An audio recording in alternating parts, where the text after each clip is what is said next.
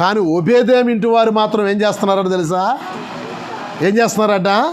ఇంటి వారు అందరూ ఆశీర్వదింపబడుతున్నారు. అంటే ఇంటి వారు అందరూ కూడా దేవుని కలిగి జీవిస్తున్నారు, భయభక్తులు కలిగి జీవిస్తున్నారు.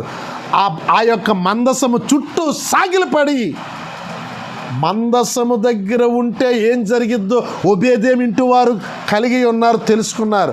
మందసాన్ని తీసుకెళ్ళారు. ఎప్పుడు చెప్పండి? ఇశ్రాయేలీయులు ఒక ఎరుకో కోట కూలిపోయే ముందు 7 రోజులు ఉత్తు మనుషులు తిరిగి వచ్చారు, 7 రోజులు సేవకులు తిరిగి వచ్చారు. 7వ రోజున చెప్తున్నాడు, మందసాన్ని తీసుకుని ఏం చేయండి? కేకలు వేయండి. సార్ మీరు ఏం చేస్తారు? 7 రోజుల కన్నా గట్టిగా కేకలు వేసి ఆరాధించండి అన్నాడు. అంతే. మందసం ముందు వెళ్ళిపోతుంది, కోట్ల వెనకాల కూలిపోతూ వస్తున్నాయి బాంబు పెట్టేసినట్లుగా. దేవుని స్తోత్రం. ఒబేదేం ఇంటి వారు తెలుసుకున్నారా? మందసం